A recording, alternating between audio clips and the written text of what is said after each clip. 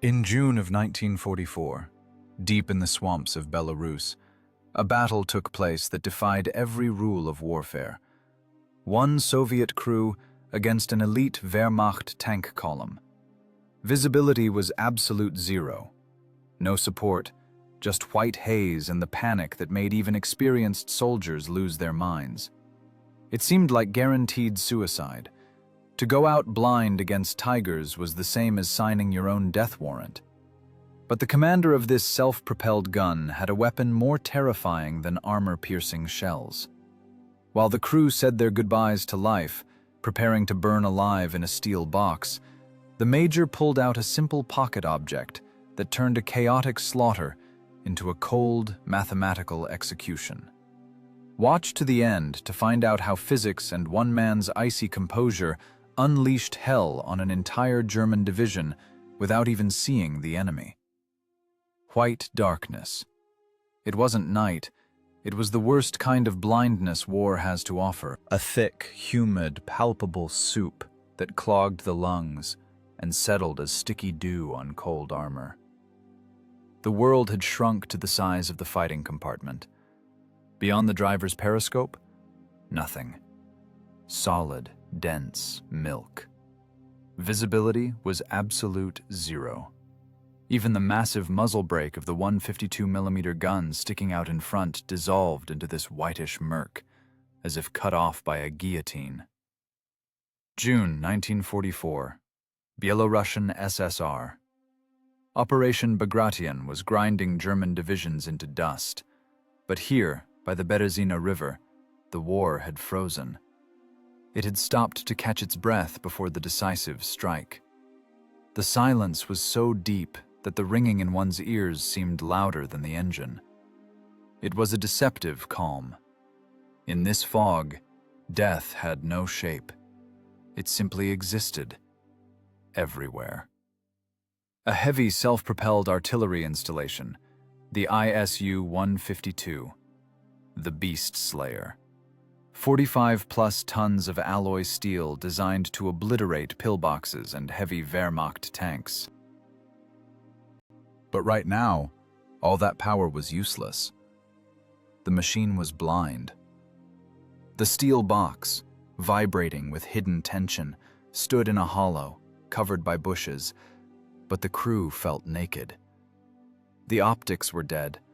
The panoramic sight showed only gray haze. The glass eyes of the machine were clouded with condensation and an impenetrable veil. Inside the fighting compartment, it smelled of diesel, gunpowder fumes, and the sour scent of male sweat soaked into canvas fatigues. The air was stale and heavy. The ventilation was off to avoid noise. 4 men and 1 mechanism. A single organism where flesh had fused with iron. There was no room for reflection here, only functions. The loader was muscle, ready to heave a 100-pound shell at any moment. The gunner was coordination and precision. The driver was the vestibular system of the multi-ton behemoth. The commander was the brain. The major sat motionless. He didn't look at the observation instruments. There was no point. He was listening. His war was currently happening not on a map, but in his eardrums. He was an engineer. For him, what was happening wasn't mystical horror, but an equation with many unknowns, where the main variable was time. Fog distorts sound, muffles it, makes it deceptive. That is physics. Humid air changes acoustic conductivity. Dead quiet.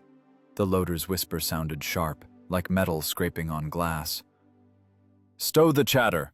The major's voice was dry, devoid of emotion. Level, like the horizon line that was currently invisible. Listen. Everyone listen until your temples ache. The crew froze. You could hear the breech of the ML-20S gun howitzer cooling down. The metal crackled, giving off heat. Every second of silence pressed on the psyche harder than an artillery barrage. When you are being fired upon, you know where the enemy is. When you are in the milk, the enemy is everywhere. He could be 10 yards away, and you wouldn't see him until an armor-piercing slug punched through the front plate. Fear here wasn't trembling hands. It was cold, sticky sweat running down your back under your tunic. It was the ultimate concentration of adrenaline. Eyes were useless. The entire war had narrowed down to the auditory nerve. The people in the compartment turned into one giant hearing aid.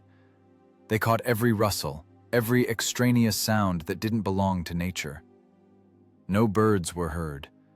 The wind was silent. Nature lay low, making way for mechanical predators. The Major wiped the glass of his watch. The second hand chopped time into tiny segments. Tick, tick, tick. Every movement of the hand was another chance that they hadn't been noticed, or that they were too late. A clipboard with a map lay on the commander's knees. The pencil was clamped in his fingers so tightly his knuckles were white. He knew the terrain by heart. Hundreds of yards to the bridge, a log road, a swamp, a narrow bottleneck through which the retreating German group had to surge. But for now, only a white wall. The driver nervously jerked a lever. "Major, sir, maybe back up? Into the woods? We're sitting ducks here if it clears." "Hold position." The order fell like a heavy slab. "Do not start the engine. It unmasks us." "Waiting. What are we waiting for? Death?" the gunner grumbled, not looking up from the useless sight. "Guests. They have no choice. They will come through here. Geography is against them." The Major knew. Panic in the crew was rust. It corroded discipline faster than acid. He had to be a monolith. His calm was the frame on which the combat effectiveness of the squad rested. He looked at the breech of the gun, a massive bolt, ready to accept the charge. This was their only argument in the upcoming dispute. If they missed, there would be no second chance. Reloading the separate loading ammunition took time. Time they didn't have. The fog pressed them to the ground. It seemed even gravity worked differently here. The weight of one's own body was felt more acutely. The loader shifted a shell in the rack to get a better grip.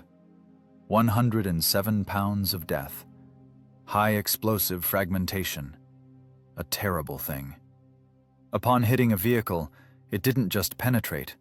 It broke, crushed, turned things inside out. The kinetic energy of such a blow was monstrous. But to strike, you needed to see the target, or know where it would be. The Major closed his eyes. The visual channel of information was blocked, so the others needed to be amplified. He pictured the map in his mind, the bend of the river, the old wooden bridge, capable of holding tanks but creaking pitifully under their weight. The approach paths laid with logs, a corduroy road. This was the key element. Wood sounds different than soil. Tracks on logs have a specific rhythm, a rumble, a knock. "Comms?" A short question from the commander. "Hissing, damn it." "Interference." The radio man twisted the tuning knobs. Only the crackle of static, like frying fat, was in the headphones. "We are alone, Major. The infantry is somewhere to the right, but I don't hear them." Isolation was complete. They were a steel island in an ocean of the unknown. The Beast Slayer was a powerful machine, but without infantry cover, without eyes, in close combat, it was vulnerable. It had no turret. To aim the gun horizontally, the entire hull had to be turned. In conditions where visibility was limited to the length of the barrel, this was a death sentence. If a German tank popped out from the flank, it was the end. Turning the machine would take seconds. An enemy shot, fractions of a second. The mathematics of survival were simple. The first shot had to be accurate, and it had to be taken before the enemy understood where the fire was coming from. Outside, behind the thick armor, the world seemed like cotton wool. But inside this wool, a steel fist was already maturing.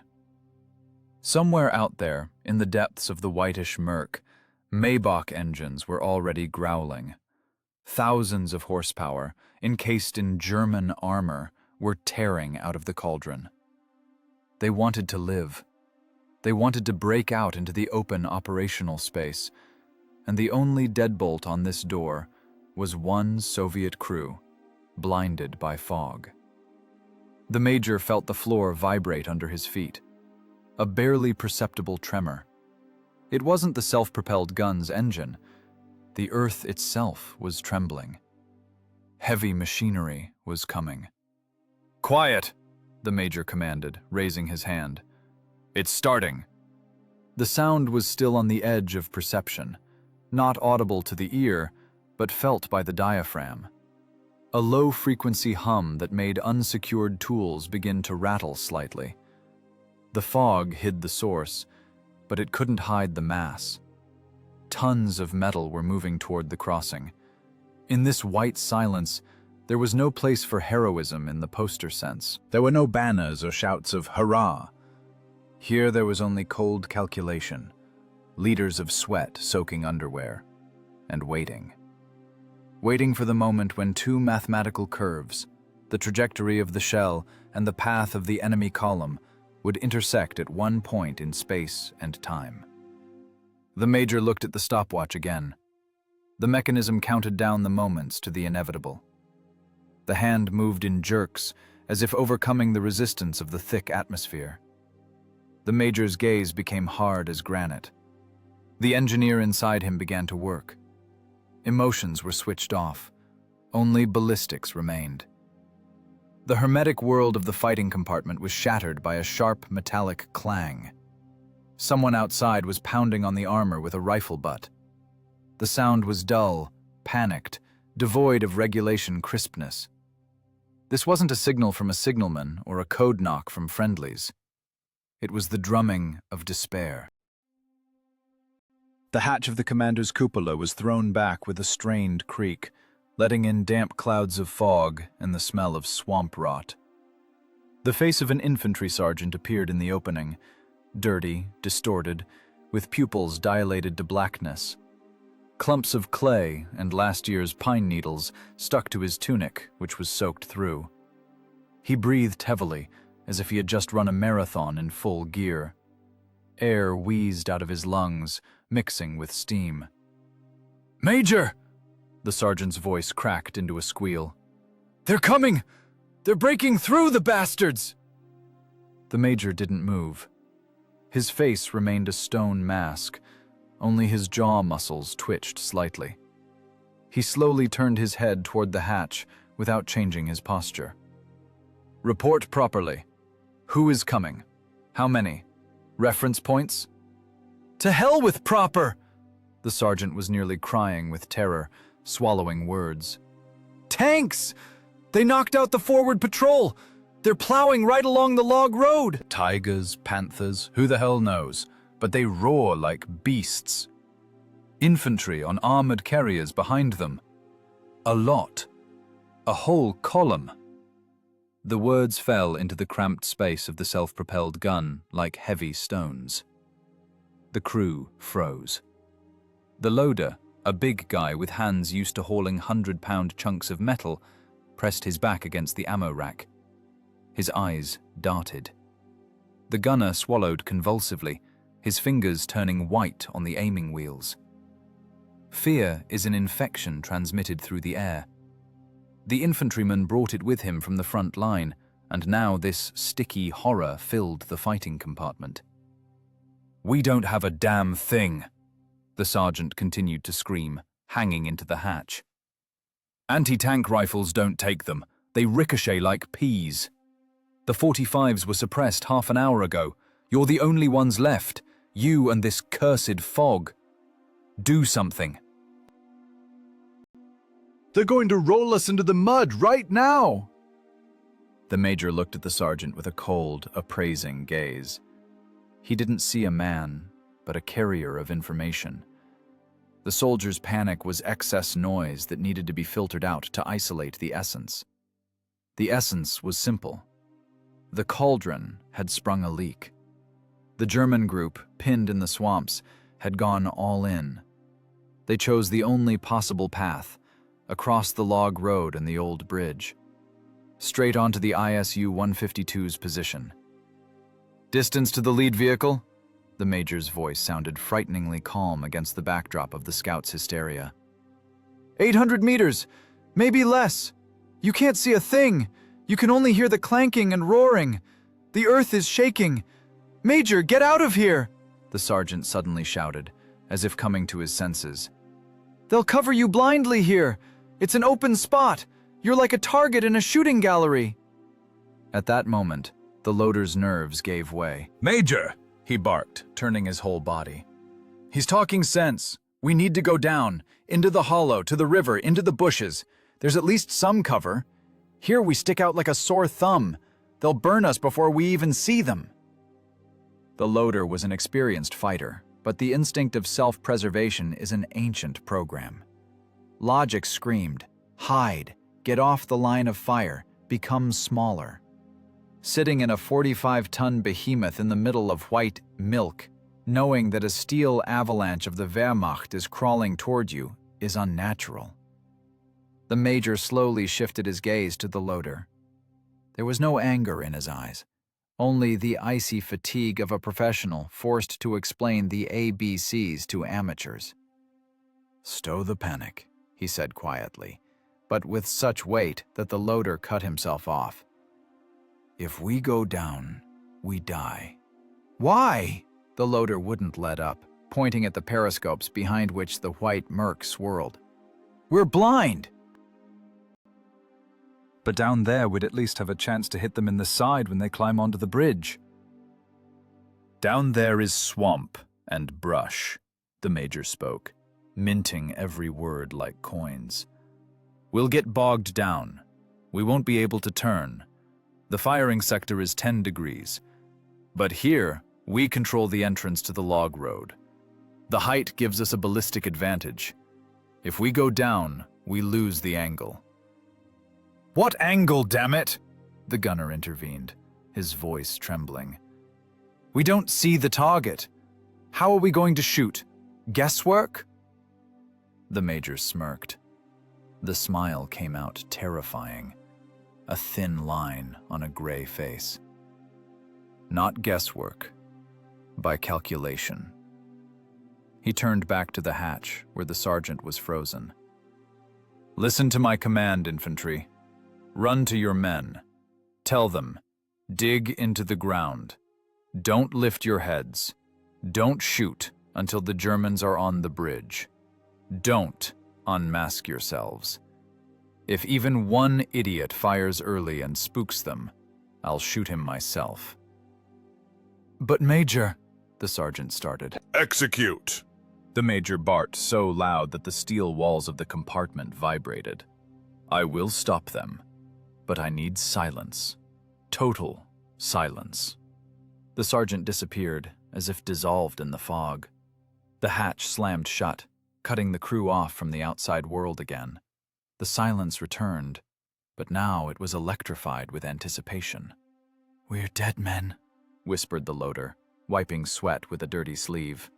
"A Tiger hits from 2 kilometers. It has Zeiss optics, sees even in twilight. And what do we have?" "And we have 152 millimeters of arguments," the Major cut him off harshly. "And physics." He unfolded the map, which now seemed not just a sheet of paper, but a diagram of a sentence. "Listen here. They have Tigers. They have Panthers. That's serious. 88mm gun, front armor, 4 inches. At direct fire range, they'll punch right through us. We have no chance in a duel eye to eye. We're too big. Reloading takes too long. 2 shots a minute against their 6. The Major paused, letting the crew realize the full gravity of the situation. He didn't lie. He didn't embellish. He laid the facts on the table like cards. "But," he continued, and his tone changed, becoming hard, almost metallic. They are blind too. The fog is the same for everyone. Their Zeiss optics are right now worth no more than bottle glass. They are moving by instruments, afraid to slide off the logs into the swamp.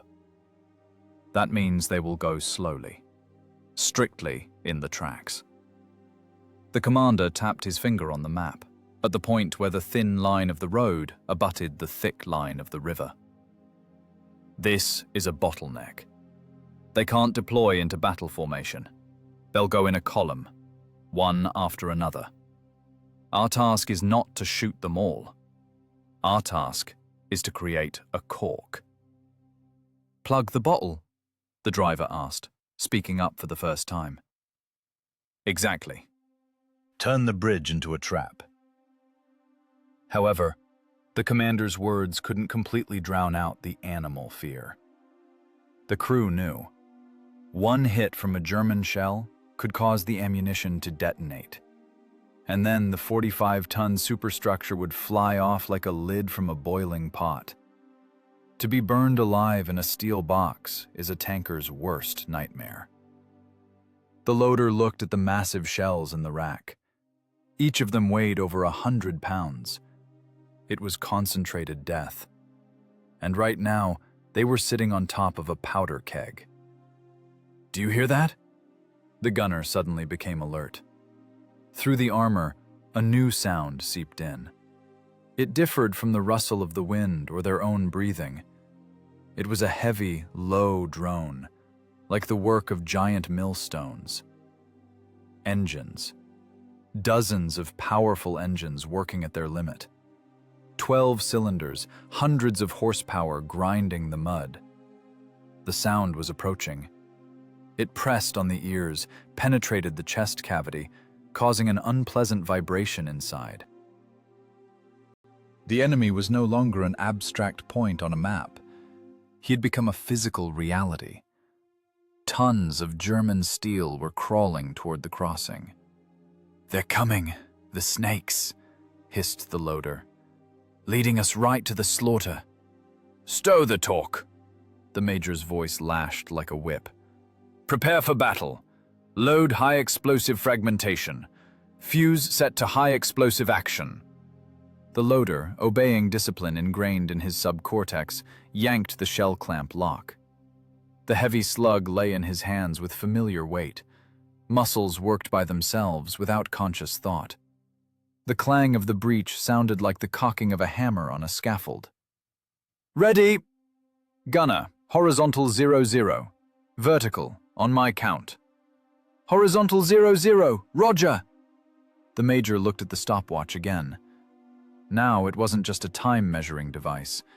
It was an instrument for synchronizing life and death. The fog outside seemed even thicker, as if the world decided to disappear, leaving them one-on-one with the approaching roar.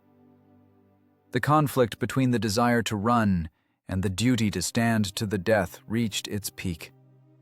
But the decision was made. Engineering calculation defeated instinct. Now, all that remained was to wait for mathematics to move into the stage of practical application. And this practice would be terrible. "Cut the engine!" The major's command sounded dry, like a pistol shot in an empty room. The driver, obeying a reflex, pulled the fuel lever toward himself. The 500 horsepower V12 diesel, which until this moment had filled the steel box with a guttural growl and vibration, sneezed one last time and went quiet. Sudden silence crashed down on the crew like a physical blow. Just a moment ago, the world was shaking and humming, and now it froze. This silence was unnatural, ringing, pressing on the eardrums. You could hear the oil cooling in the crankcase, the leather strap on the gunner's harness creaking, the loader breathing heavily, forcing air through clenched teeth. "Listen," whispered the major. "Everyone listen." Now, with their own engines silent, the acoustic picture of the battle emerged with frightening clarity. The fog, This dense milk hiding visual images turned out to be a treacherously good conductor of sound. The humid air, saturated with water suspension, worked like the membrane of a giant speaker. At first, it was an indistinct noise, like distant thunder, but with every second, it broke down into separate components, gaining mechanical flesh. It was a symphony of heavy industry coming to kill. The sound of German engines is unmistakable. While a Soviet diesel rumbles low and bassy, the gasoline Maybach engines on Tigers and Panthers sing differently. It is a high, hysterical, howling sound at high RPMs. An aggressive, sharp squeal of hundreds of horsepower raping the transmission in an attempt to drag multi-ton carcasses through the swampy floodplain. Maybachs, the driver mouthed. His face, lit by the dim bulb of the dome light, was gray. Lots of them. 10, maybe 20 engines. Another sound mixed with the howl of engines, sending shivers down their spines. The clang of metal on metal, the characteristic clicking of tracks grinding the soil, the squeak of road wheels groaning under the weight of armor. This clanking was approaching. It rolled in waves, sometimes intensifying, sometimes quieting when the wind tore shreds of fog. It seemed invisible monsters were circling the self-propelled gun, tightening the ring. The Major demonstratively turned away from the periscope observation device. Right now, it was the most useless object in the compartment. The glass showed only gray murk in which phantoms of fear danced. The commander unbuckled the flap of his map case. Hard, confident fingers extracted a worn kilometer map and a stopwatch. A simple, reliable mechanism with a large dial. At that moment, the war ceased to be a chaotic slaughter for the Major. It turned into a problem of acoustics and geometry. He didn't see the enemy, but he built a model of him in his consciousness. He spread the map on his knees. The pencil lead rested on the point where the road came out of the forest to the river. Reference points, he muttered quietly, as if reasoning with himself. Soil is soft, means the sound is dull, viscous. They are moving in low gear. Speed, 8 to 9 miles per hour, no more. Can't go faster through this swamp. The crew looked at the commander like a shaman divining from entrails. But the Major wasn't guessing. He was calculating. He knew this terrain. He remembered every bend in the road, every bump the German tanks were currently rolling over. His brain, trained by engineering calculations, overlaid the soundtrack onto the topographic grid. "Hear that whine?" the Major suddenly asked, not lifting his head from the map. "High-pitched, intermittent." "I hear it," the gunner replied huskily. "Like a sawmill working." "That's not a sawmill. That's the lead tank slipping. Their tracks are narrow for this mud. He's looking for solid ground, looking for the logs." It became unbearably stuffy in the compartment. Smells of oil, gunpowder, and unwashed bodies mixed into a thick cocktail. The crew's fear was tangible. The loader nervously fingered the breech lock. He wanted action.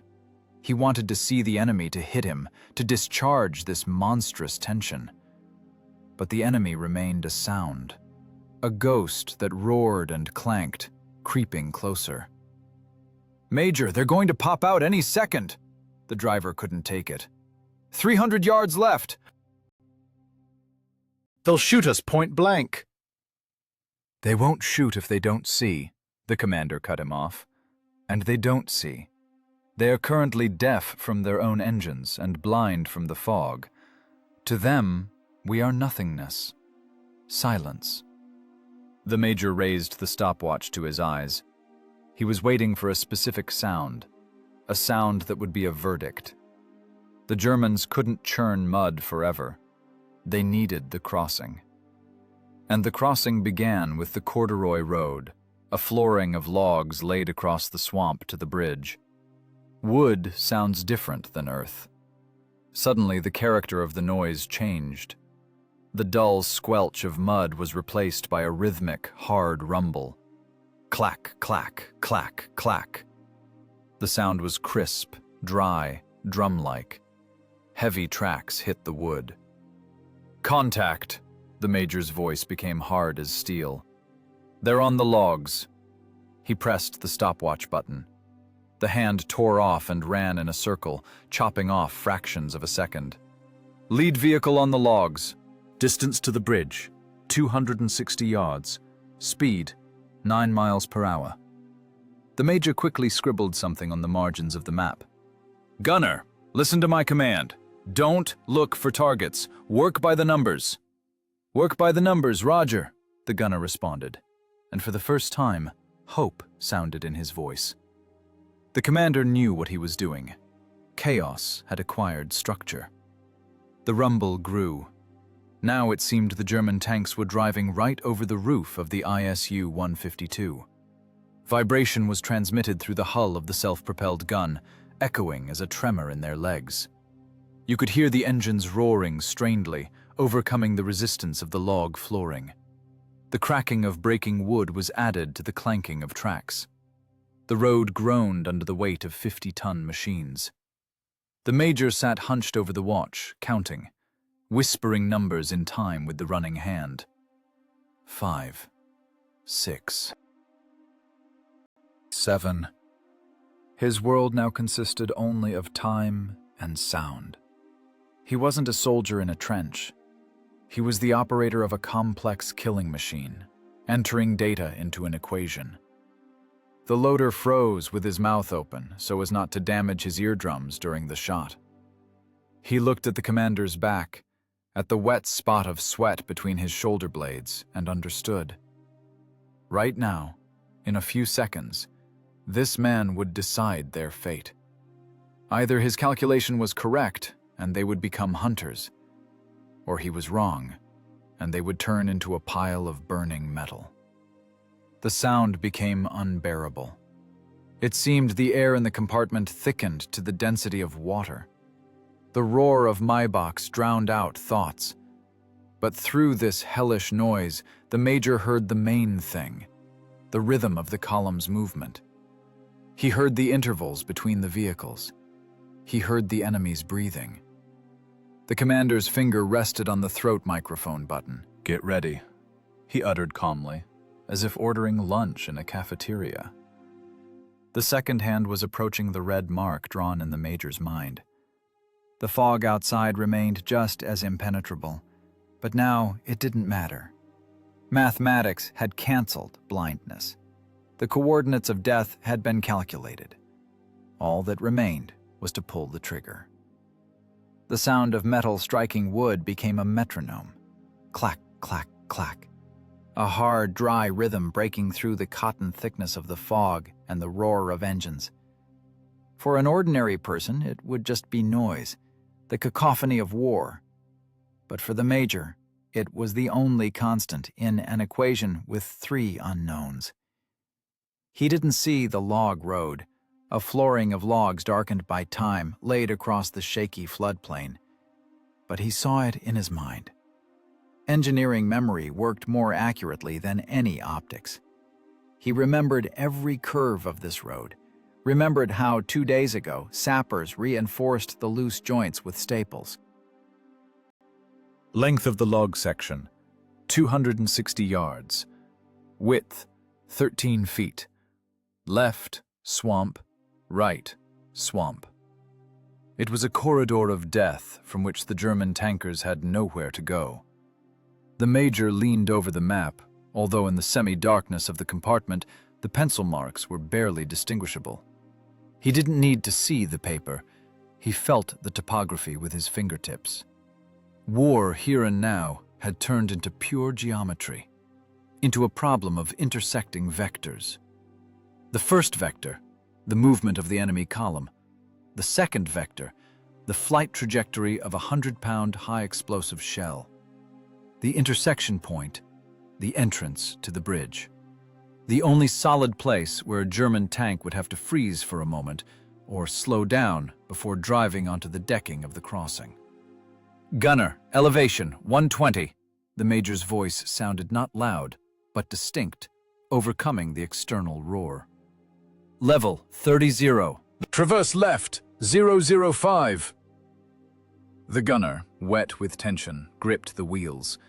His hands trembled, but the movements were practiced. He didn't see the target. He was aiming the gun into white nothingness, orienting only by the numbers the commander dictated. This broke the psyche. A tanker is taught, "I see, I shoot." Here one had to shoot at an abstraction, trusting one's life to another's brain. "Elevation 120, set! Level set!" The barrel of the 152mm gun howitzer slowly crawled upward. Hydraulics hissed quietly, lifting the multi-ton tube. The ISU-152 isn't a tank in the classical sense. It is an assault gun, a hybrid of a tank and a howitzer. Its ML-20S cannon has unique ballistics. It can hit with direct fire, like a sledgehammer, knocking off turrets, or it can lob shells in a plunging trajectory, like a mortar, reaching the enemy behind cover. The Major decided to use exactly this property. Direct fire in fog is a lottery. The shell flies on a flat trajectory, and the slightest error in distance means a miss. The slug will either bury itself in the ground in front of the target or whistle over the turret. Plunging fire is different. The shell falls from above. The angle of impact makes the shrapnel kill zone deadly for everything living in a radius of tens of yards. Plus, the roof of a tank is always thinner than the front armor.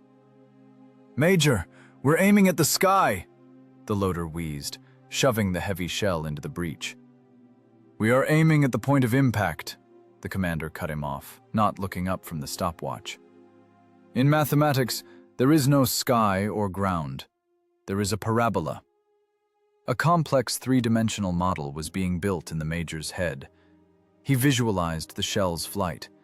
Muzzle velocity, 2,150 feet per second. Shell weight, almost 100 weight. Resistance of the dense, humid air. All these parameters, which in ordinary life take up pages of formulas, were now instantly calculated by intuition, honed by years of artillery school. He knew. The shell would leave the barrel, rise in a steep arc, pierce the fog, and crash down exactly where the log decking of the road ended. The sound of tracks on logs changed. The rhythm became erratic. "Hear that?" The Major raised a finger. "Lead vehicle is braking." "Why?" the driver asked, pressing into his seat. "A joint. There, at the 160-yard mark. The road is sagged. The logs are slippery. The Tiger mechanic is afraid of falling off. He's easing off the gas." The Major nodded with satisfaction. His model of reality was confirmed by sound. The German driver was behaving predictably. He was a professional, saving the machine, and that is exactly what made him vulnerable. Predictability in war is death. The stopwatch in the Major's hand continued its inexorable run. 20 seconds. 30. The hand chopped off chunks of the enemy crew's life. The Major knew the column's speed, 9 miles per hour. That's a little over 13 feet per second. Length of the road, 260 yards. Time to pass the section, about a minute. But taking into account braking at the joints and caution in the fog, a minute 10, maybe a minute 15. "Correction," the Major threw out sharply. "Lead, 1.5 hull lengths." He was making corrections in real time. The shell needs time to fly. While the slug describes an arc in the air, the German tank will travel another few yards. You have to shoot not where the enemy is now, but where he will be in a moment. This was an intellectual duel. On one side, German engineering, the power of Maybach engines, thick Krupp steel, and Carl Zeiss optics. On the other side, Soviet mathematics, ballistics, and one man with a stopwatch in his hands. The Major felt the tension in the compartment reach the breaking point. The air rang. The men were on the verge of a breakdown. The inability to see the threat paralyzes the will, but the Major held them in his fist with his calm. For him, there was no fear, only the task. If he erred in calculations by half a degree, the shell would go into the swamp. A fountain of mud, and that's it. The Germans would spot the flash, turn their turrets, and cover the position with return fire. They would have the advantage of fire density, 10 barrels against 1. "Range 600, he commanded. That was the calculated distance to the bridge entrance. He didn't use a rangefinder, he used memory. Yesterday he personally walked this path, counting steps. He knew this distance to the yard. War is knowledge of the territory. "Ready!" exhaled the gunner. The roar of engines outside became deafening. It seemed the Tigers were roaring right in front of the muzzle brake. The sound of tracks on logs turned into a continuous drum roll. The ground under the belly of the self-propelled gun trembled slightly, transmitting the heavy tread of the enemy. The vibration penetrated through the soles of boots, rising higher, making insides vibrate.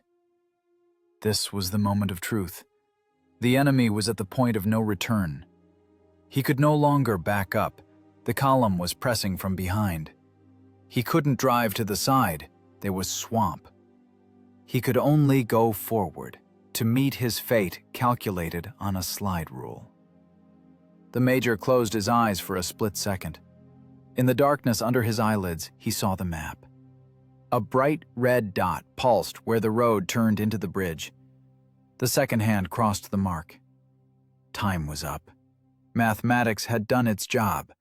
Now the word belonged to the chemistry of explosives and the physics of impact. "Fire!" The word fell heavy and irreversible, like a guillotine. The crew worked as a single mechanism. The gunner pressed the electric trigger. Impact. It wasn't just a sound. It was a physical kick. The 45-ton machine shuddered, rocking back on its torsion bars. The breech of the gun flew back into the guard with a clang capable of shattering bones, ejecting the empty, smoking casing. The flame of the shot tore the gray veil of fog for a moment, coloring the milk a dirty orange. The shell was gone. The Major didn't look into the periscope. He looked at the stopwatch. Flight time. The shell was now at the highest point of its trajectory, hanging over the battlefield like an invisible angel of extermination and beginning its fall downward, to where an unsuspecting German commander had perhaps just given the order to add gas, seeing the vague outlines of the saving bridge ahead. Geometry ended. The history of destruction began. Gunpowder fumes instantly filled the fighting compartment. They were acrid, thick, tearing at the throat and bringing tears to the eyes. The fan couldn't keep up. The heavy brass casing fell with a crash onto the corrugated floor, smoking like a downed plane. The loader, coughing and swearing through his teeth, was already reaching for the ammo rack for the next shell. His movements were jerky, nervous. The crew waited for the sound of the explosion, waited for confirmation, but the fog devoured everything. No flash, no roar of impact, only the same monotonous, maddening drone of German engines and the clank of tracks. "Into the milk!" the driver shouted, ripping the headset off one ear. His face, smeared with oil and soot, twisted with anger. "Major, we're shooting into the white void. We have barely any shells, 20 in the rack, 1 already thrown away.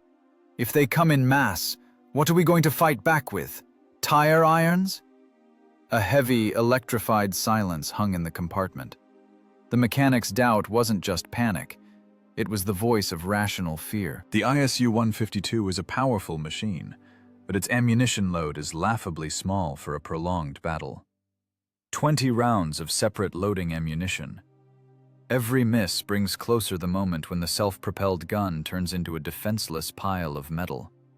To shoot blindly, orienting by ear, when a tank division is coming against you, this looked like a sophisticated form of suicide. The Major slowly lowered the stopwatch but didn't put it away. He looked at the driver with a gaze that held neither sympathy nor anger, only the cold, detached concentration of a surgeon whose patient is having hysterics on the operating table.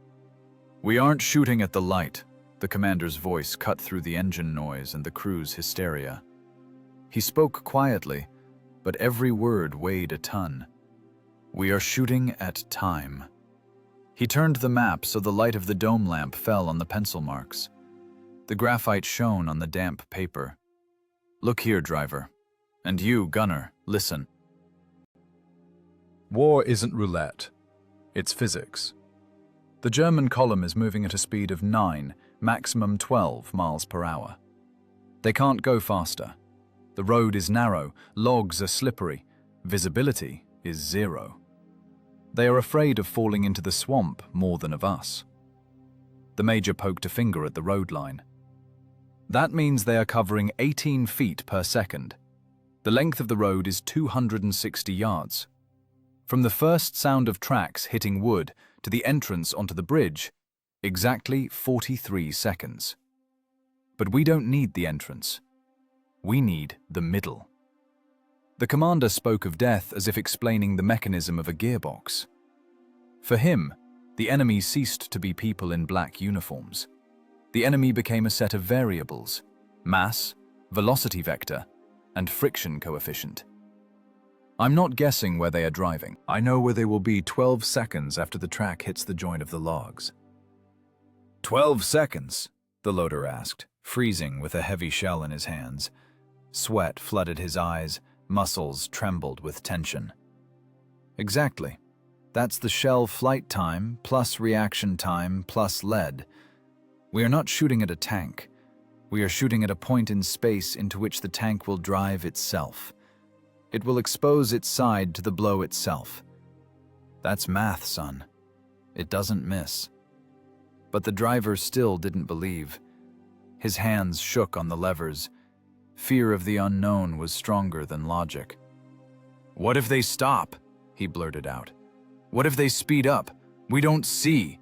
We're just throwing shells into the fog. It's madness, Major. The tribunal will shoot us for wasting ammo if the Germans don't burn us first." The Major grabbed the driver by the shoulder hard. Fingers dug into the fabric of the jumpsuit. "Stow the hysterics," he barked. Madness is sitting and waiting until a tiger dives out of the fog 50 yards away and puts a slug in your forehead. That's when you'll learn what madness is. But here, calculation. He let go of the driver and swept his gaze over the crew. The cramped space of the fighting compartment smelled of fear and hopelessness. The men were at their limit. They needed a miracle, and the commander offered them formulas. "Listen to me." The Major's voice became steady, hypnotic. "We have an advantage they don't. We know the time. They live in the present, they react to what they see. But we work with the future. We send a shell where they aren't yet. But they will definitely be there, because they have no choice. The log road is a corridor. The walls of the corridor are swamp. They are rats in a pipe, and we are the plug." A new sound came from outside. The roar of engines intensified, becoming more strained. The Germans were clearly nervous. The column was compressing. Distances were shrinking. They felt the crossing was near and hurried to slip through the dangerous section. "Hear that?" the Major asked. "They're gunning it. NURBS are failing. Means speed has increased to 12. Adjusting lead." He leaned over the stopwatch again. "Now, 10 seconds. Remember this number. 10 seconds from the control knock." The loader slammed the shell home with a clang. The breech block snapped shut, cutting off the chamber from the compartment. This sound rang out like a period in an argument. "He loaded," he exhaled. Gunner, listen with your ears, not your hands, the Major commanded. When you hear a double knock, that's the leader passing the joint. Start counting. Don't wait for my command. Your task is to hold the horizontal. My task is time.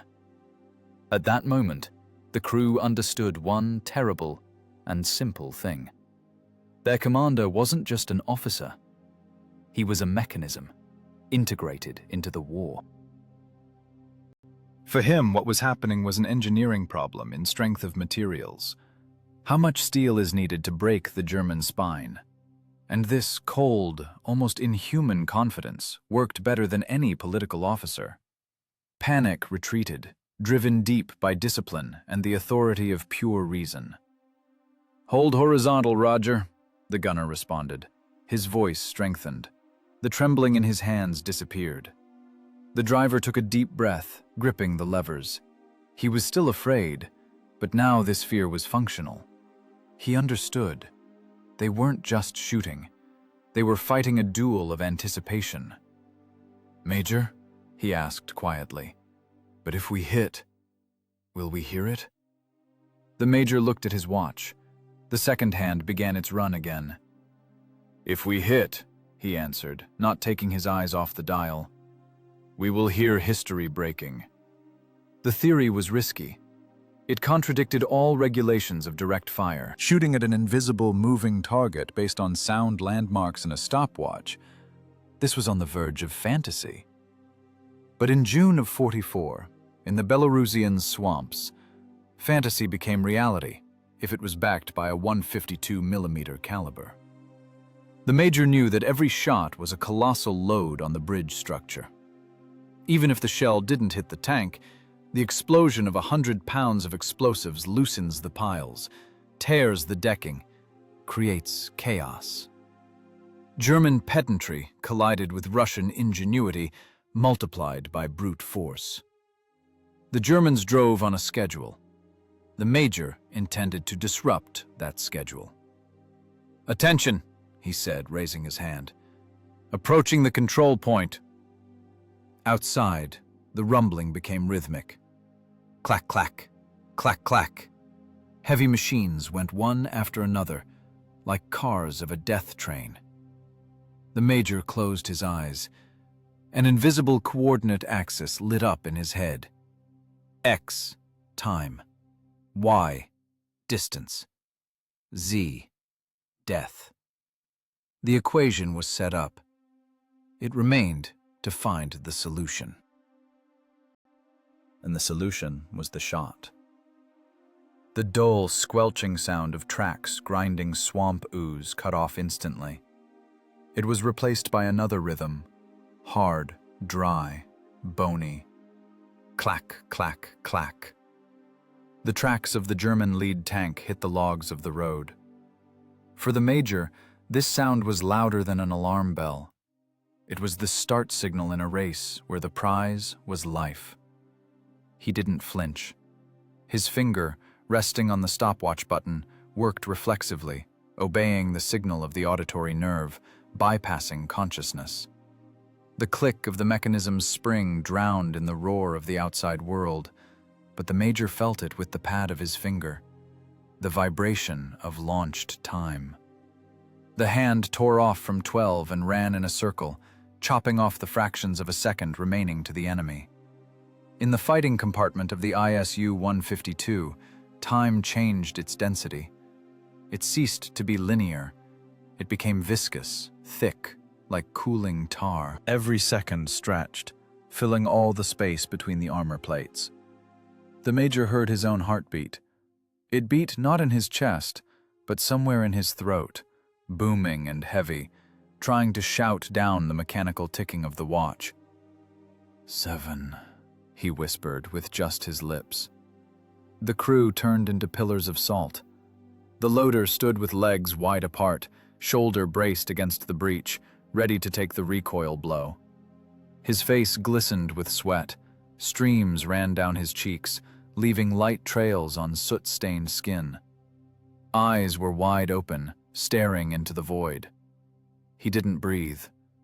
To inhale now meant disturbing the fragile balance of silence inside the machine. Air was stuck in his lungs, but no one dared exhale.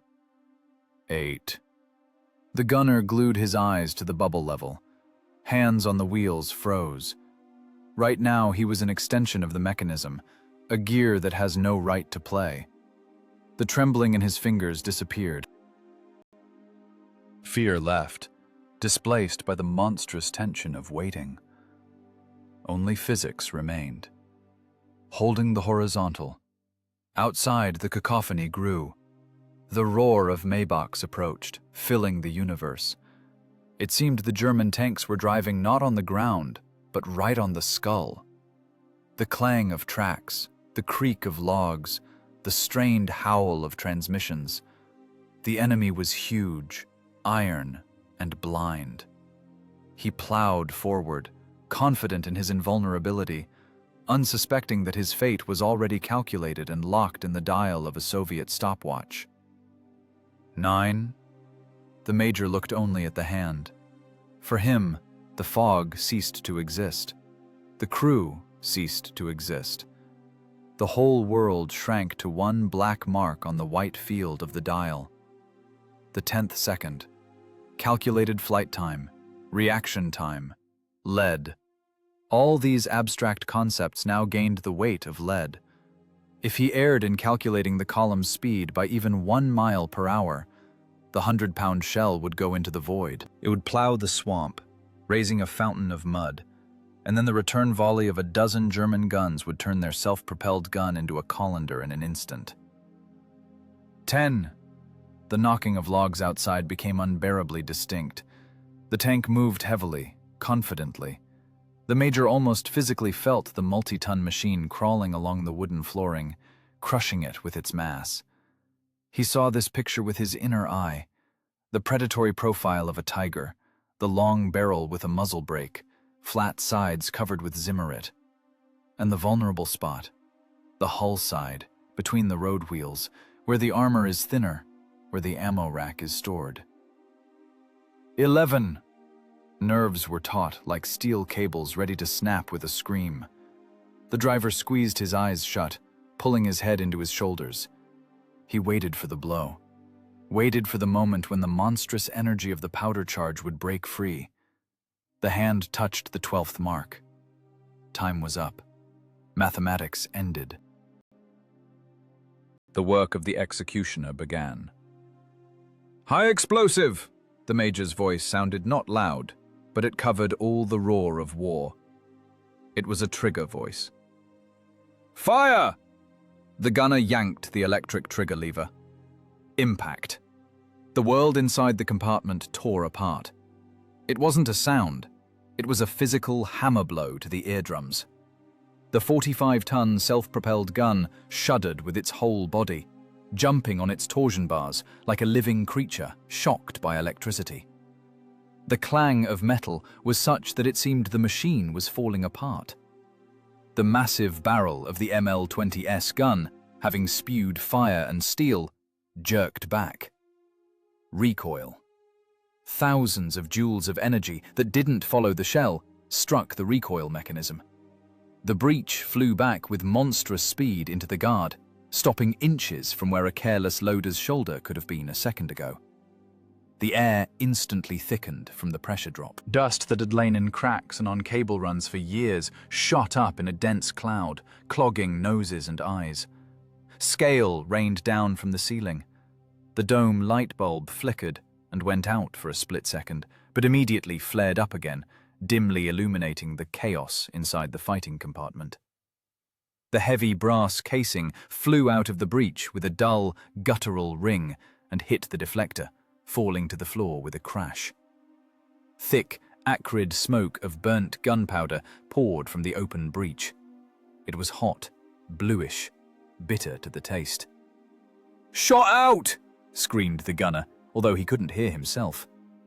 A thin, piercing ringing of concussion stood in his ears.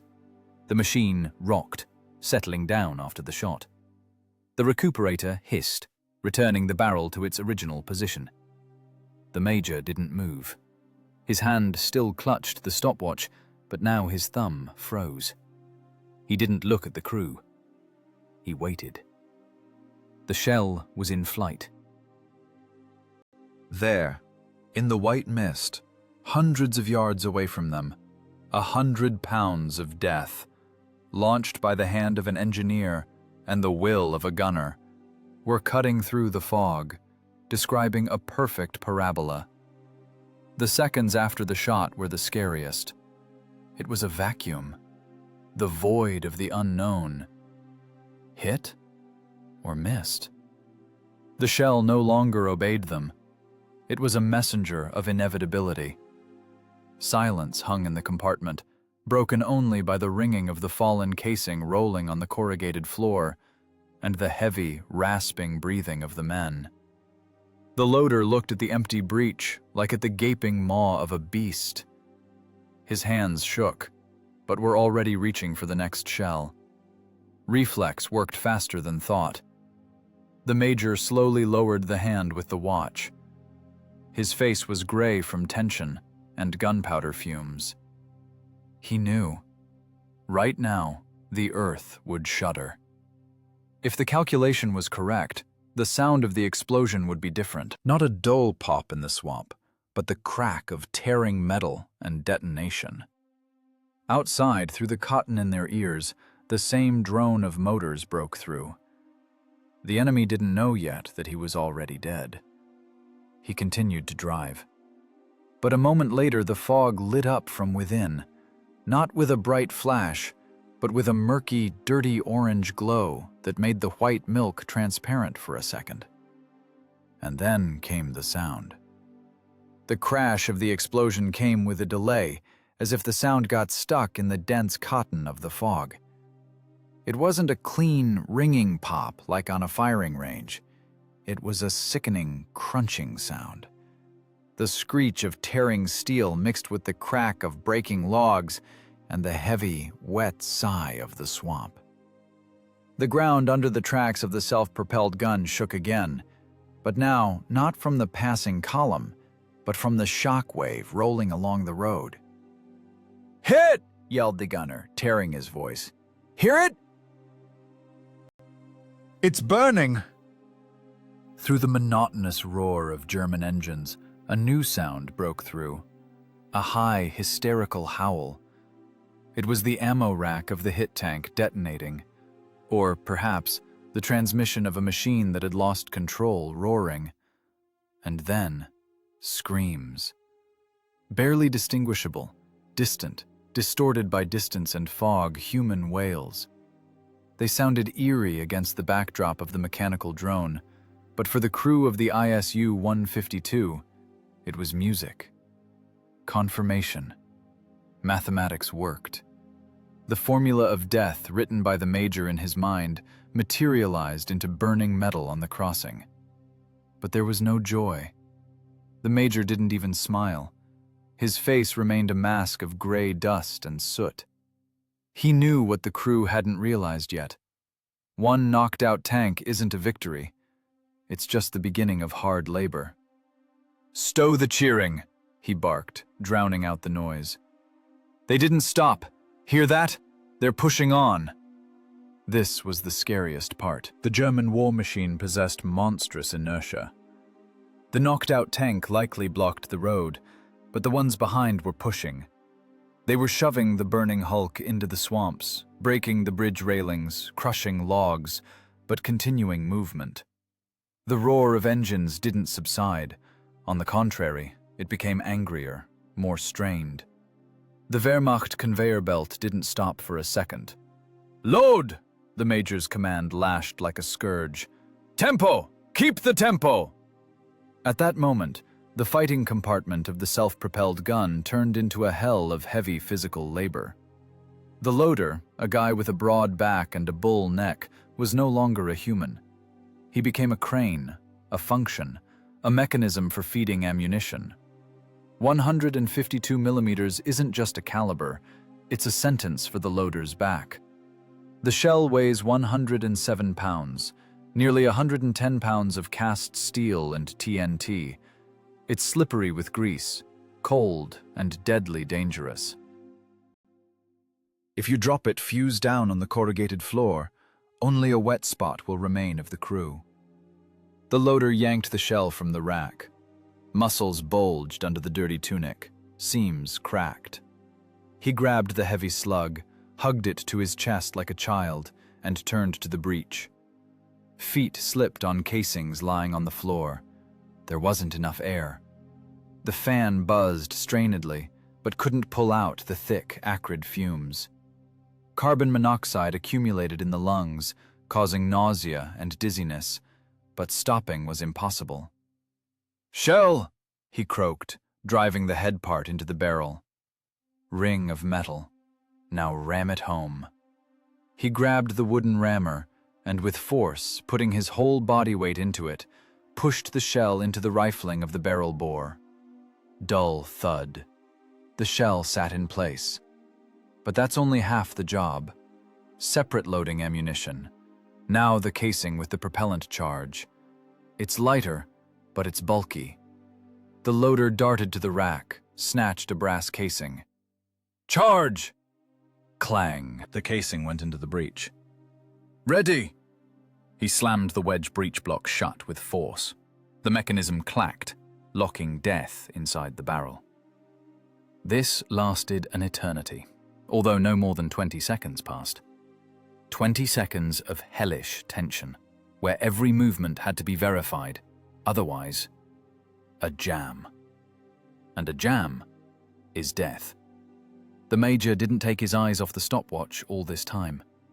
He was fighting his own invisible battle. A battle with chaos.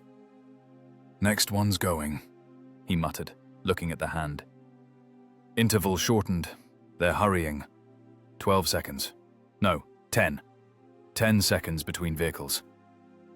He heard the German column reconfiguring. The sound of engines changed. They were driving around an obstacle. That meant the aiming point shifted. "Gunner, traverse right 001, commanded the Major. "Right 001, roger," responded the gunner. His hands worked on automatic. He turned the wheels, shifting the barrel millimeters. At a distance of 600 yards, these millimeters turned into yards. The Major corrected fire by sound. He heard a screech. That was the next tank moving the knocked-out brother. Heard a splash. A heavy carcass fell into the swamp. Path clear. The next suicide bomber crawls onto the logs. Clack, clack, clack. Tracks rattled on wood again. The rhythm resumed. The conveyor belt started working. "Sight same." The Major raised a hand. "Lead! Half a hull less! They're braking at the crater!" It was hot in the compartment, like in a blast furnace. Heat radiated from the breech of the ML-20S. Oil on the breech parts began to smoke. Sweat flooded the loader's eyes, stung abrasions on his hands. He breathed heavily, catching poisoned air with an open mouth. His hands shook from overexertion, but he was already looking at the next shell in the rack. He knew. As soon as the shot sounds, he will have to lift those cursed 100 pounds again. Again and again, until the shells run out. Or until they die. 5, 6, counted the Major. 7. The enemy was invisible, but his presence pressed physically. Tons of steel crawled through the fog, snapping back with fire into the void. The Germans started shooting. Chaotically, panically. They fired at the sound of the shot, combing the bushes and hillsides with machine gun bursts and high explosive shells. Somewhere nearby, 50 yards away, an explosion boomed. Shrapnel clicked on the frontal armor of the Beast Slayer like hail on a tin roof. The crew instinctively pulled heads into shoulders. "Don't get distracted!" The Major's voice was icy. "That's not at us. That's out of fear." He had no right to be afraid. If he faltered, the whole scheme would crumble. His stopwatch was the only thing holding reality together. 8, 9... The Major felt the rhythm of the battle like a pulse. Shot, reload, wait, shot. It was a cycle, a mechanical cycle of murder. There was no place for pity here. If they didn't destroy the column would break out of the cauldron and destroy the infantry lying in the mud without artillery support. 10! Fire! Again the blow. Again the self-propelled gun jumped back as if stung. Again the breech spat a smoking casing. The loader, staggering from fatigue and fumes, was already reaching for the rack. His palms slipped from oil and sweat, nails were torn, but he felt no pain. He was part of the machine. A piston that must go back and forth as long as there is fuel. "Come on, baby, come on," he rasped to himself, ripping out another shell. "Just a little more." Outside it boomed again. This time the sound was different, a double explosion. Apparently fuel detonation. "Second one got it!" shouted the gunner. "Work!" the Major cut him off. "They aren't finished." The enemy column seemed like an endless snake that, despite the pain, crawled toward its goal. And inside the steel box, lost in the fog, 4 men fought their endless battle with time and physics. The death conveyor gathered speed. Shot, 100 pounds into the barrel. Casing, breech block, stopwatch, shot. The loader's hands turned into bloody calluses. His back burned with fire. But he knew, stop and you die. War here, in this cramped, stinking compartment, wasn't a feat, but heavy, dirty, exhausting work. The work of a stevedore in hell. The return strike didn't come immediately, but when it started, the swamp turned into a boiling cauldron. The Germans, blinded by fog and panic, finally understood where the death was coming from.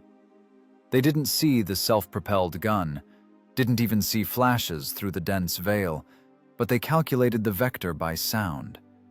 And now all the firepower of the column, surviving Tigers, Panthers, self-propelled guns, turned their turrets toward the hill. It was fire of despair, disorderly, hysterical, massive. They beat by area, hoping to cover the invisible killer by the law of large numbers. The air above the ISU-152 exploded with a screech. This sound is unmistakable. If an outgoing shell is a thump, then an incoming one is a piercing whistle drilling into the brain, cutting off with a sharp crack. An 88mm high-explosive shell exploded 10 yards from the left track. The blast wave lashed the armor like a giant's whip. The multi-ton machine shuddered, creaking with all its seams. It drummed on the hull as if someone dumped a bucket of gravel on the roof. It was frozen clods of earth and red-hot shrapnel. The ringing of metal on metal inside the fighting compartment was deafening. "We're spotted!" yelled the driver, hunching his head into his shoulders. His eyes widened, hands convulsively gripped the levers, ready to jerk the machine from its place. Instinct screamed, "Run! Change position!" Standing under fire is unnatural. It contradicts the entire evolution of a living being. "Hold!"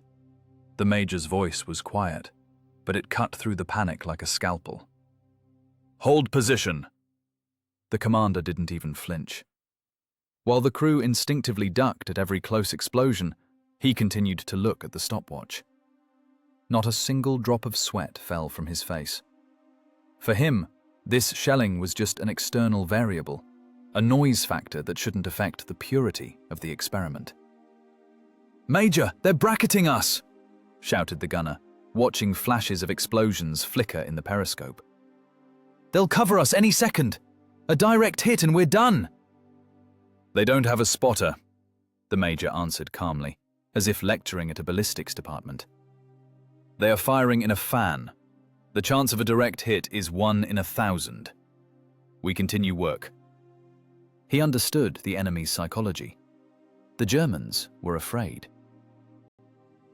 They shot to drown out their own fear, to create a wall of fire between themselves and the invisible horror. They were wasting ammo into the void, and the Soviet crew was spending it on results. "Shell!" commanded the major, ignoring another explosion that shook dust from the ceiling. The loader froze for a second. His hands shook. Fear paralyzed his muscles. When shells burst nearby, the body refuses to obey. You want to curl into a ball, become small, disappear. "Execute!" barked the major. "You are not a target, you are a loader. Your task is tempo.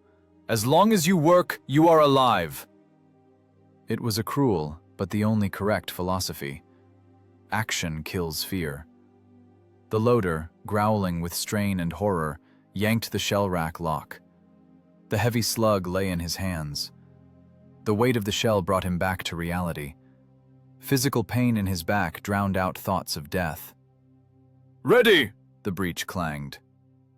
Outside, hell was happening. The ground around the self-propelled gun was plowed by craters. The bushes hiding the position were sheared by shrapnel to the root. Another shell exploded very close, showering the armor with a hail of shrapnel. Inside, it became dark from dust. There was nothing to breathe. Eyes watered from acrid smoke. But the major didn't look up from the watch.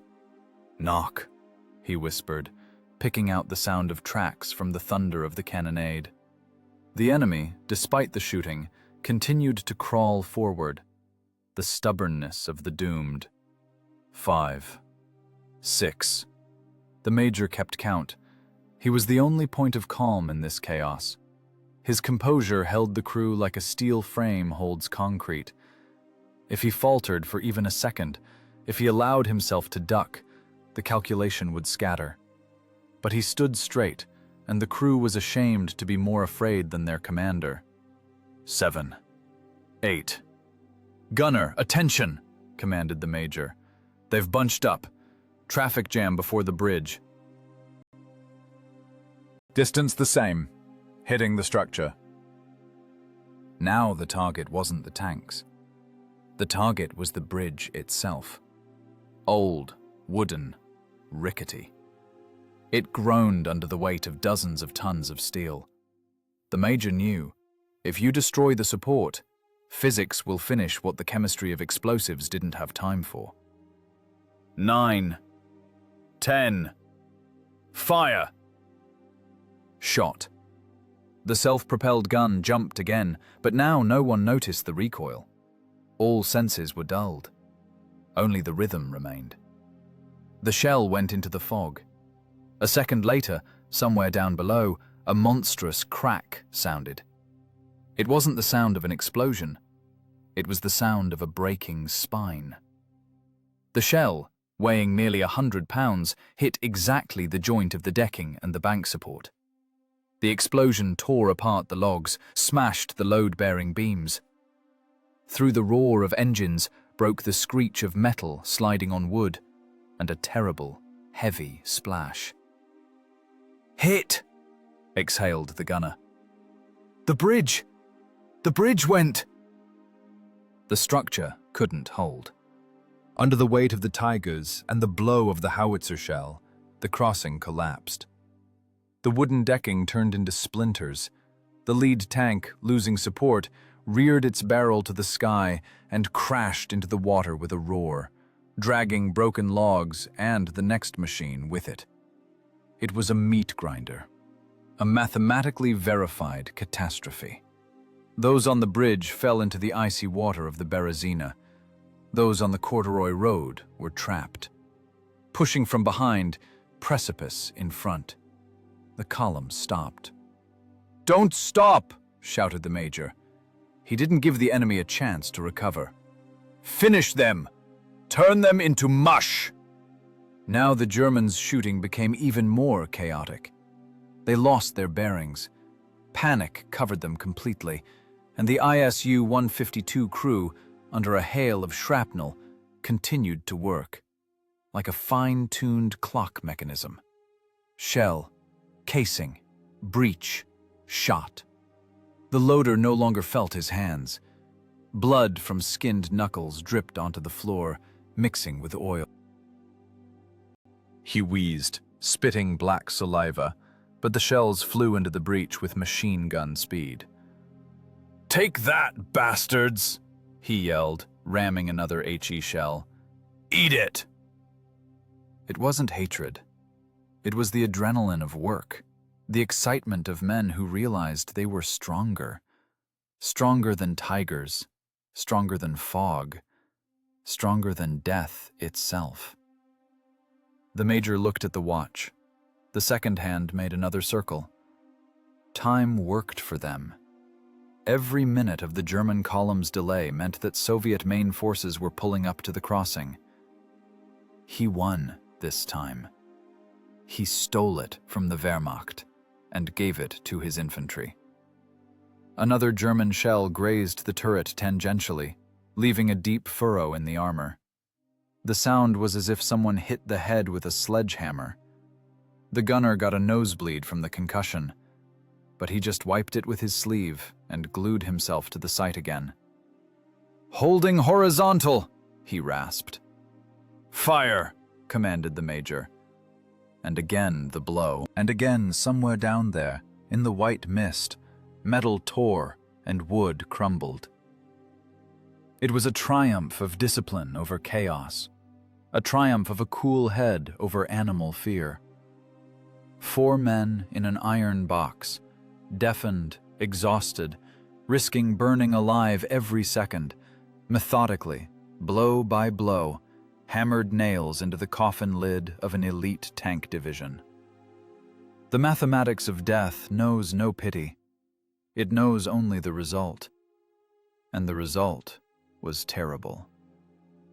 Silence didn't come immediately. First, it broke through the ringing in the ears, through the heavy, raspy breathing of the loader lying on the floor of the compartment in a semi-faint. Then the distant explosions quieted down, and only then, half an hour later, the world finally froze. It was the silence of a graveyard, heavy, oily, smelling of burning and cooling iron. The major slowly put down the stopwatch. His fingers, which had just been chopping time into segments of death, now trembled slightly. Not from fear, from the adrenaline crash.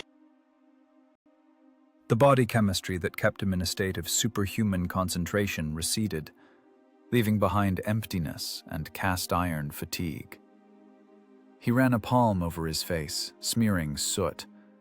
The skin was dry as parchment. "Done?" The driver's voice sounded hollow, as if from a barrel. "Done," answered the major. "Open hatches, ventilate." The heavy armored flaps were thrown back with a strained creak. Air rushed into the fighting compartment. But it wasn't a fresh morning breeze. It was a stench. A thick, sweetish smell of burnt diesel, melting rubber, and roasted meat. It hit the nose sharper than ammonia. The crew, staggering, began to climb out onto the armor. Legs didn't hold. The ground seemed shaky after an hour of continuous vibration and recoil. Nature decided the show was over. The wind picking up from the river began to tear the veil. The white milk of fog, which an hour ago seemed eternal, went into shreds. The sun, previously just a murky spot, suddenly cut through with a bright, merciless ray. It illuminated the valley, the river, and the log road. What opened up to the crew's eyes made them freeze. The loader, who had just climbed out of the hatch and was greedily gasping for air, choked and bent over double. He vomited right onto the armor. The gunner gripped the rail so hard his knuckles turned white and froze with his mouth open. Down below, 600 yards away, there was no road. There was a scrap metal yard. The log road, that very wooden flooring the major drew in his imagination as a straight line, had turned into a smoking mess. The entrance to the crossing was jammed tight. Mother of God, whispered the mechanic. Did we do that? The scene resembled apocalyptic paintings. The lead tiger, the very one that took the first hit, lay on its side, half slid into the swamp. Its turret was blown off by an ammo detonation and lay 10 yards away, resembling the severed head of a giant. Next to it, burying its front armor in the mud, a panther smoked. A direct hit from a 152mm HE shell turned its engine compartment into a ragged wound. Metal turned inside out like petals of a strange flower. But the worst was happening at the very entrance to the bridge. A traffic jam of equipment had formed there. German armored personnel carriers, light half-track vehicles, tried to slip through, turn around, escape the fire, but ended up sandwiched between burning tanks. The ML-20S high-explosive shells, falling in a plunging trajectory, didn't just penetrate their thin armor. They flattened them, tore them apart. Carcasses of machines piled on top of each other, forming a barricade of burning iron and bodies. The bridge itself, as the Major calculated, had collapsed. The central span fell into the water. Only broken pilings, black with soot, stuck out. In the water, covered with a rainbow film of leaked fuel, floated fragments of logs, crates of ammunition, and bodies in gray uniforms. The current slowly carried this trash of war down the Berezina. The Major looked at this slaughter calmly. There was no victor's triumph in his gaze. There was only the cold analysis of an engineer checking a blueprint against the finished structure. Calculation correct, he said quietly. Range spread, no more than 20 yards. Grouping satisfactory.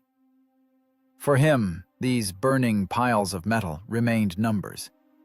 This mangled tiger is the result of kinetic impact energy. This crater that tore up the road and flipped the truck is the coefficient of high explosive action. Emotions were switched off. If you turned them on now, if you realized that in these steel boxes half an hour ago sat living people who screamed, burned, and died while he looked at a stopwatch, one could go mad. The Psyche put up a block. "Major, look there!" The gunner pointed into the distance.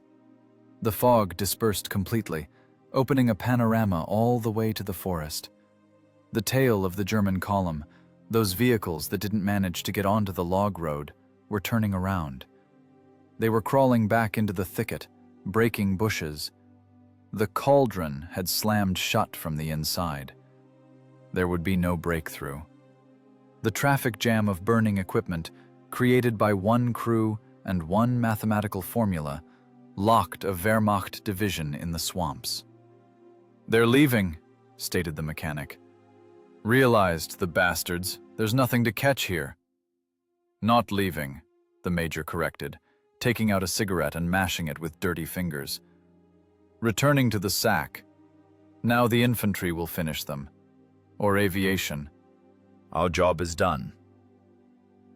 The contrast was monstrous. Here, on the hill, stood a lonely, soot-stained, self-propelled gun. Around it was silence, sun, birds singing, crazed by the ensuing peace. And below, in the hollow, hell was burning out. Black, greasy smoke rose in a column into the clear blue sky, like a sacrificial pyre. The crew was silent. The shock of what they saw overrode the joy of survival. They shot at sounds. They fought ghosts in the fog. And now they saw meat. The dirty, terrible underside of their work. "I thought we were missing," admitted the loader, wiping his mouth with his sleeve. "Thought we were just digging earth. But we smashed them to splinters." 152mm doesn't miss if you apply a head to it, answered the Major, lighting up. The cigarette smoke mixed with the smell of burning. He walked to the edge of the armor and looked down at the collapsed bridge. It was the point of vector intersection. the place where the abstract science of ballistics met living matter. And matter lost. There was no beauty in this spectacle. War isn't beautiful at all, no matter what they write in newspapers.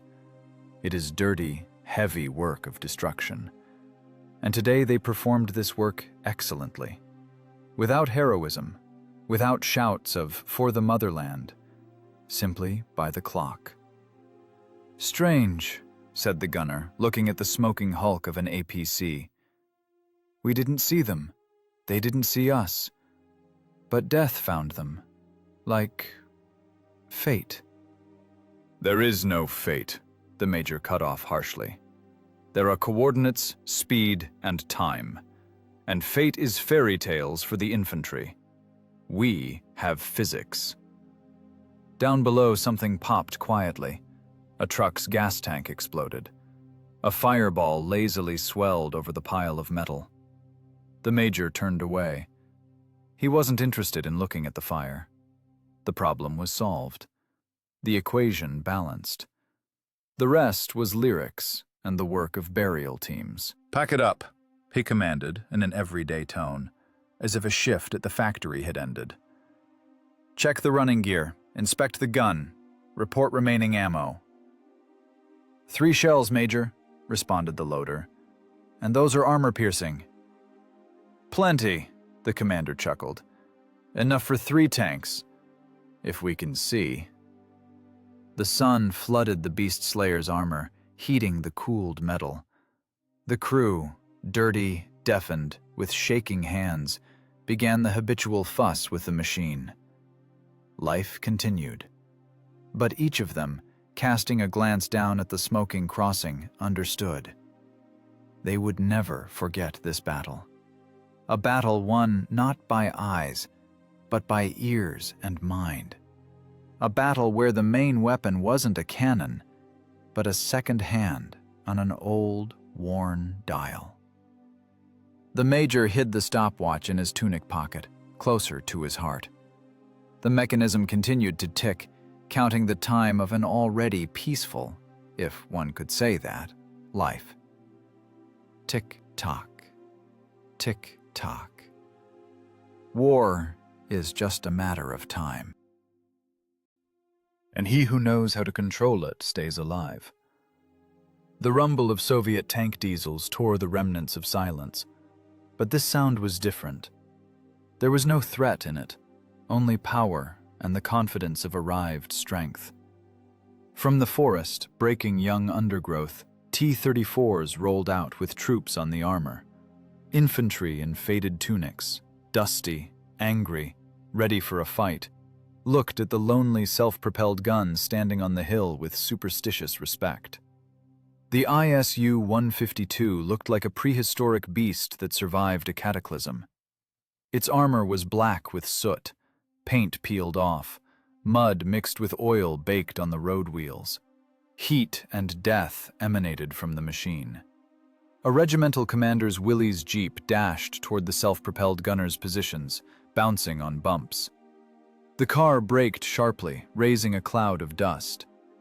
A colonel climbed out of it heavily, possessively. His breeches were in clay, tunic unbuttoned, binoculars hanging on his neck. He didn't look at the crew. He looked down into the valley of the Berezina River. There, below, lay the graveyard of German ambitions. The panorama of defeat was absolute. The collapsed bridge, black pilings sticking out of the water, a pile of mangled metal on the log road. Smoke from burning Tigers and APCs rose vertically, mixing with the clear June sky.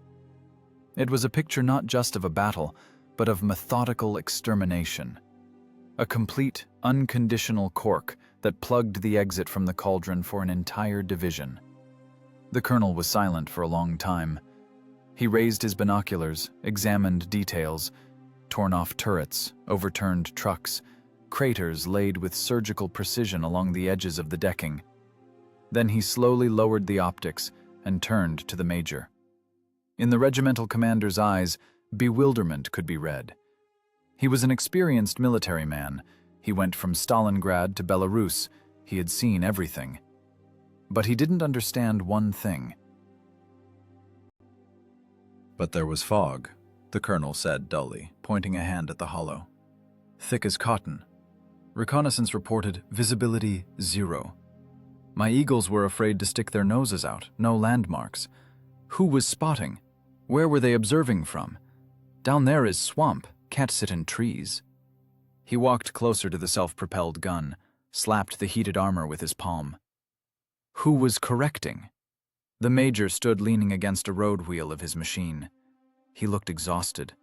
His face was a gray mask cut by deep wrinkles of fatigue, eyes inflamed from powder gases. In his hands he held a piece of rag and his silver stopwatch. Slowly, methodically, he wiped greasy soot from the instrument glass.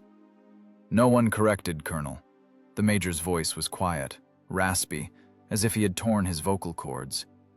We worked ourselves. Yourselves? Blindly? The colonel frowned. His gaze became hard. Don't tell me fairy tales, Major. I see the hits. You weren't firing by area. You were putting shells on a dot. On a moving target. Without visual contact. That's impossible. The crew of the ISU-152 stood behind their commander. Driver, gunner, loader. They were silent. They were dirty, scary, looking like devils that crawled out of hell. But right now they looked at the major the way believers look at an icon. An hour ago they thought him a madman, forcing them to spend precious shells into the white void. Now they understood. This man sees the world differently. He sees right through it. The major finished wiping the watch. He pressed the button, resetting the reading. The hand returned to 0 with a dry click. I heard them, he answered simply, without a shadow of boasting. Germans have heavy equipment. The logs resonate. Knowing the speed of sound, the length of the decking, and the tempo of the column's movement, calculating the lead is a 5th grade math problem. He raised his eyes to the colonel. In that look was the ice of intellect, which is scarier than any fire. You have to fight not just with shells, Colonel. You have to fight with your head. Mathematics is more precise than optics. Zeiss lenses go blind in the fog. But physics doesn't. The colonel shook his head, stunned. He looked down again at the burning hell arranged by one man with a watch in his hands. You're something else, engineer, he exhaled, and in his voice sounded something more than regulation praise. I'll put you in for hero, all of you. We could use some shells, the major interrupted casually, hiding the stopwatch in his tunic pocket. And tobacco. The rest can wait.